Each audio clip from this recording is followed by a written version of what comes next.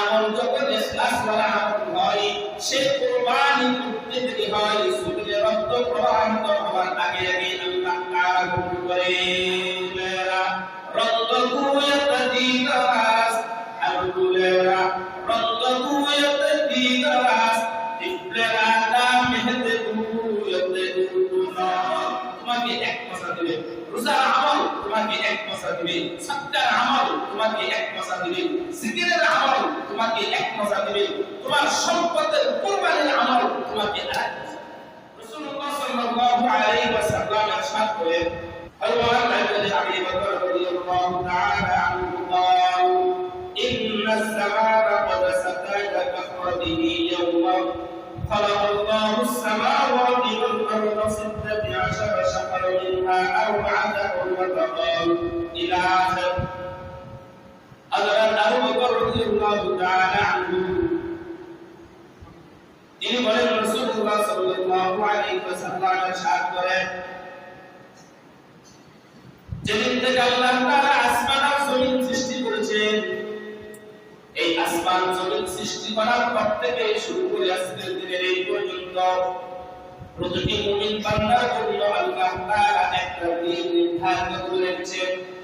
বিভিন্ন সময় বিভিন্ন রকমের বিভিন্ন সুরতের কিছু আমলগুলো বান্দার জন্য থাকে। আল্লাহ আবু বকর বলেন, যে ব্যক্তি তার আমলগুলো পরিপূর্ণ ঠিক রেখে কুরবানি করেন, আর ওই আমল যখন ইখলাস ওয়ালা আমল হয়, সে কুরবানি করতে দেরি হয়, শরীরে রক্ত প্রবাহিত হওয়ার আগে আগে আল্লাহ তাআলা কবুল করে। তার ইখলাস যখন পরিপূর্ণ হয়, পরিপূর্ণ ইখলাস দিয়ে যখন সে কাজ করে, ওই কাজগুলো কুরবানির পশু যখন আপনি কুরবানি দিলেন, রাসূলুল্লাহ সাল্লাল্লাহু আলাইহি ওয়াসাল্লাম বলেন, কুরবানির অনেক ফজিলত রয়েছে, তার মধ্যে একটা ফজিলত হলো যখন কুরবানি করে, কুরবানি করার পর তার কুরবানি যখন ইখলাস করা হয়, কুরবানি যখন এক আল্লাহর সন্তুষ্টি অর্জনের জন্য হয়, বান্দা কুরবানি করে গরুর পশু গলায় ছুরি দিতে দেরি হয়, রক্ত জমিনে প্রবাহমান হওয়ার আগে আগে তার কুরবানি কবুল হবে। সুবহানাল্লাহ। তার কুরবানি আল্লাহ তাআলা কবুল করেন। আর যে ব্যক্তির ইখলাস করা হয় না, কুরবানির ভিতরে যার ইখলাস থাকে না, যার নিয়ত পরিপূর্ণ থাকে না, সে যদি শুধু জবাই না গরুর গোশত খেয়ে শেষ করে দিল, তার কুরবানি কবুল হবে না। কারণ তার এখানে কি নেই? ইখলাস নাই। এইজন্য কুরবানি করব আমরা কার জন্য বলেন? আল্লাহর জন্য। আমার সন্তুষ্টি কার জন্য? আল্লাহর জন্য। আমার জীবন, আমার জান, আমার মাল সব কিছু হবে কার জন্য? আল্লাহর জন্য। এইজন্য এক শায়ের বড় মজা করে বলেছে, আলগুলেরা রক্তকু ইয়াতাদিগাস আলগুলেরা রক্তকু ইয়াতাদিগাস ইফলেরা দা মেহদেকু ইয়াতাদুনা। তিনি বলেন যে যখন কোন ফুলের ছানা থাকে, ফুল যখন ফুটে, ফুটন্ত ফুল থেকে ফুটন্ত ফুলের এক একটা ফুলের এক একটা গ্রাম, এক একটা ফুলের এক এক গ্রাম। আপনি গোলাপের কাছে যান, তার কাছ থেকে গোলাপের গ্রাম পাবেন। আপনি আটটা ফুলের কাছে যান, তার কাছ থেকে তার গ্রাম পাবেন। এই জন্য আল্লাহ নবী বলেন যে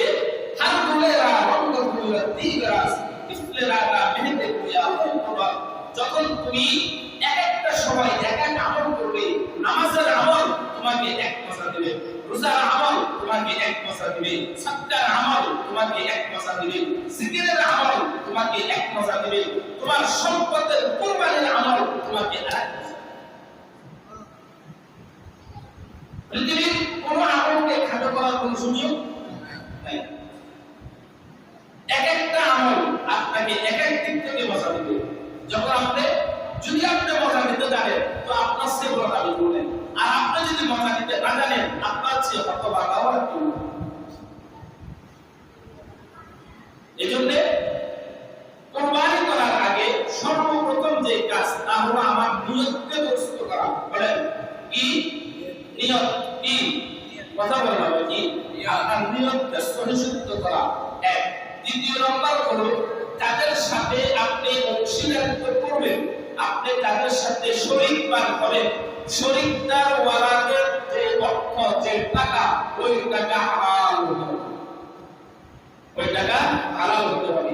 আপনি 7 জন মিলে শরীক করলেন, 5 জন শরীকদার হলেন, 4 জন শরীকদার হলেন, 3 জন শরীকদার হলেন, তার ভিতরে আপনি জানেন একজনের টাকার ভিতরে ঝামেলা আছে, এটা আপনি জানেন, আপনি বুঝেন, জেনে শুনে বুঝে যদি আপনি কোরবানি করেন তাহলে আপনি কোরবানি করেন।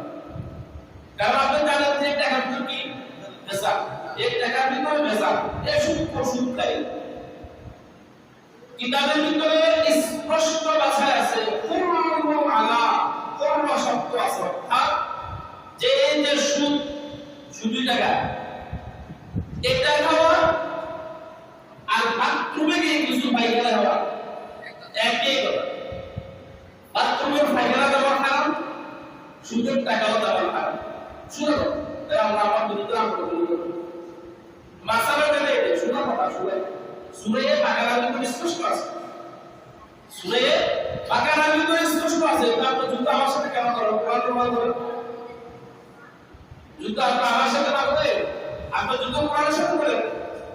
স্পষ্ট সুরে বাকারা ভিতরে দেওয়া আছে যে যেই ব্যক্তি 1 টাকা সুদ খায়, বলে কয় টাকা? 1 টাকা, 1 টাকা যদি কেউ সুদ খায়, সে তার গর্ভধারিণী মায়ের সাথে 70 বার জিনা করার গুনাহ। আপনি বুঝেন কিছু? কি বুঝেন? আরে ভাই, মা আপনার গর্ভধারণ করলো, যে মা আপনাকে লালন পালন করলো, যে মা আপনার জীবন, এত সুন্দর একটা জীবন আপনাকে গিফট হিসেবে দিল, ওর মা কোনো স্বার্থ আছে? আর আপনি সুদ খায়, ওই মায়ের সাথে যারা করতেছে আপনি কি করেন? এই জন্য আপনি জানেন যে আমার আজকে বিষয়টা আমি আর বলবো না, যেহেতু আমাদের কোরবানির কথা। যদি আপনি জানেন যারা ব্যাংকে চাকরি করে, শুনেন হাসার কথা না, যারা ব্যাংকে চাকরি করে তাদের টাকা কিন্তু বেচান, এটা আপনাকে মাথায় রাখতে হবে। যারা এনজিওতে চাকরি করে তাদের টাকাটা কিন্তু বেচান, যারা আপনি মাথায় রাখবেন, তাদের টাকা বেচান। এবং যারা বর্তমান সমাজে যারা সালিশ করে বিচারক, এই বিচারকদের টাকার ভিতরে এখন বেচান। হ্যাঁ, কথা কিন্তু আমি শুনতে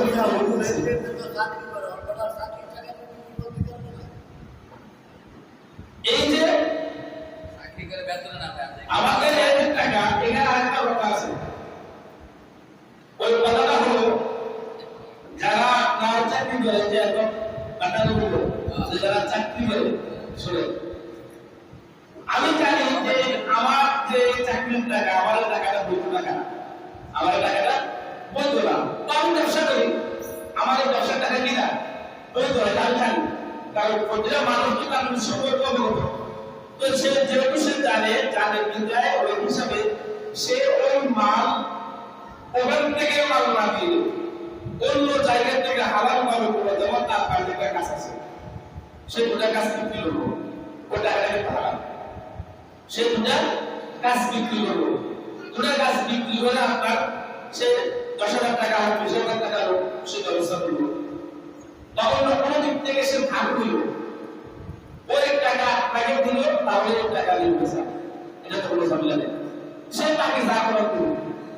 কিন্তু সে যে কোরবানিটা করতেছে সমস্যা নাই না, এখানে একটা এই যে আমরা আর বললেন অনেকে বড় কোরবানি কি করে গ্রাম আছে, ভাই হালাল টাকা দিয়ে কোরবানি দিলে আর কি কোন ব্যক্তি খরচদার ব্যক্তির টাকা ছাড়া ফসল আগে ছাওয়ার আগে দিয়ে দিতে হবে, না দিলে কোরবানি হবে না। এটা হলো ভুল, এটা বড় কথা। এই ধরনের কোন রেফারেন্স হাদিসে নাই। আমার কথা বুঝতেছেন ভাই? আপনার কথা বলা হবে না,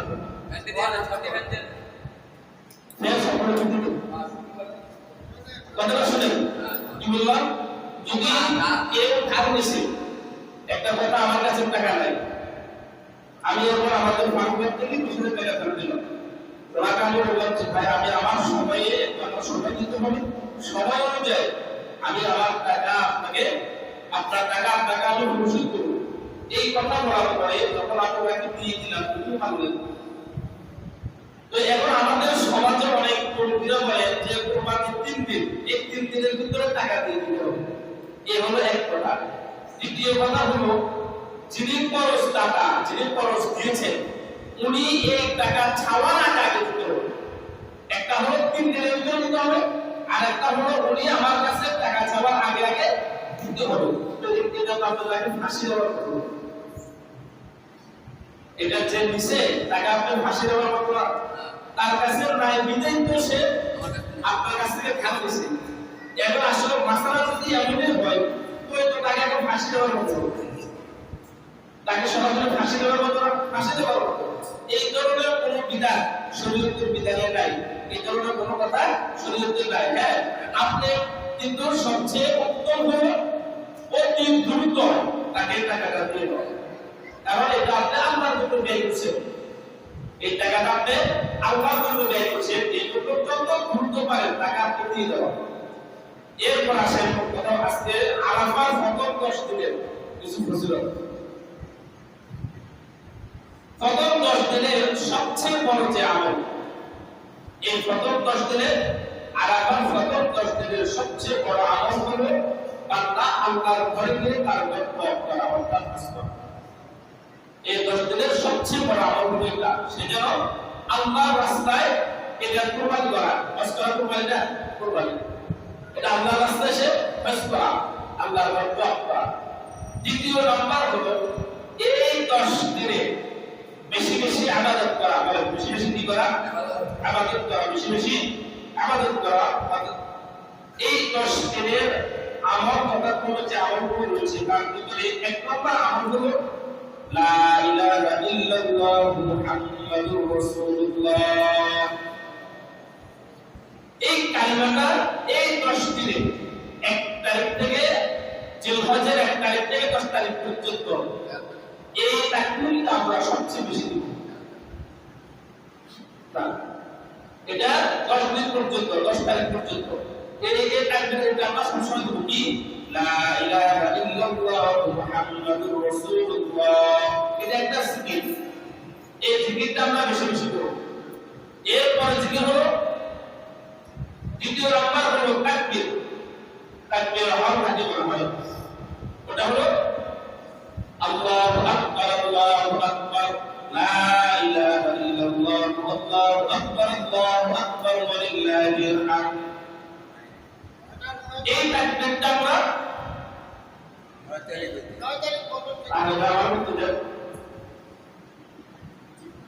এই তাকবীরটা 1 তারিখ থেকে 9 তারিখ পর্যন্ত, 1 তারিখ থেকে 9 তারিখ পর্যন্ত এটা হলো মুস্তাহাব।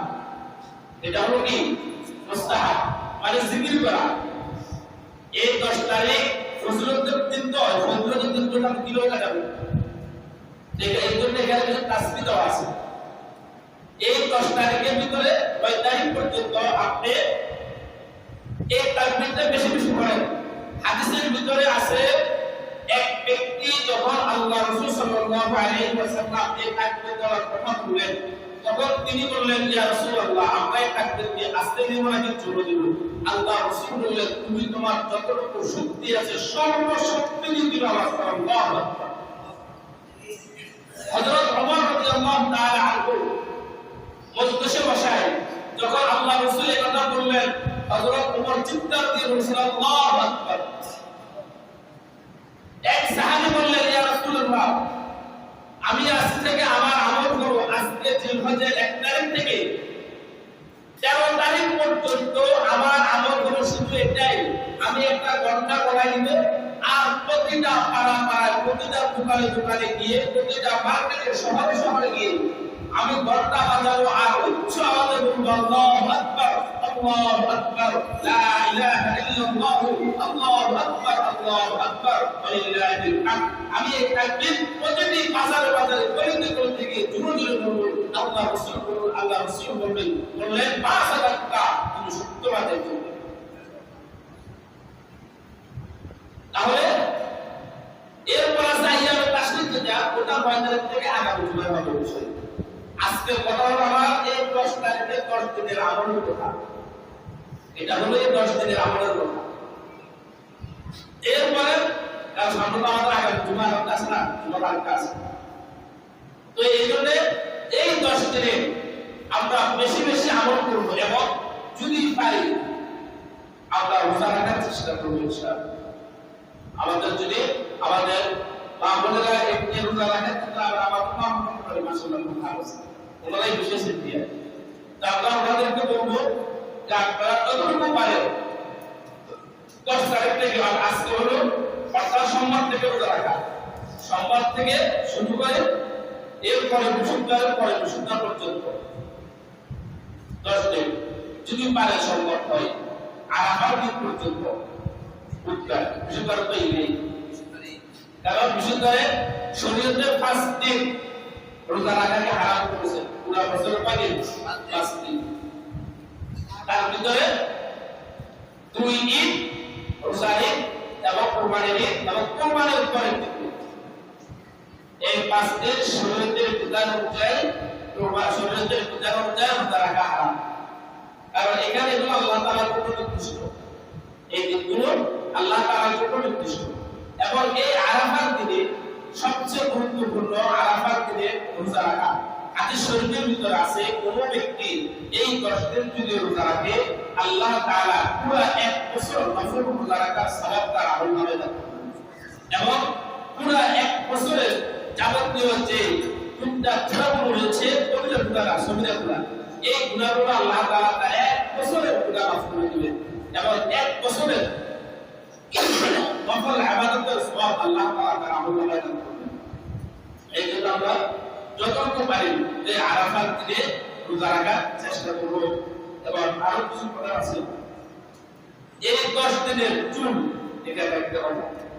এই 10 দিন 1 তারিখ থেকে চুল কাটা, চুল লোম চুল যেগুলো আছে শরীরের পশমগুলো যা আমরা কাটি, লোম চুল এবং শরীরের আহকামের যারা একটা বিধান আছে সেগুলো আমরা কাটিয়ে পড়াই। তো এই জিনিসগুলো একটা বিধান রয়েছে যে কুরবানি যারা করে শুধু তারাই করবে, আর যারা কুরবানি করে না তারাও।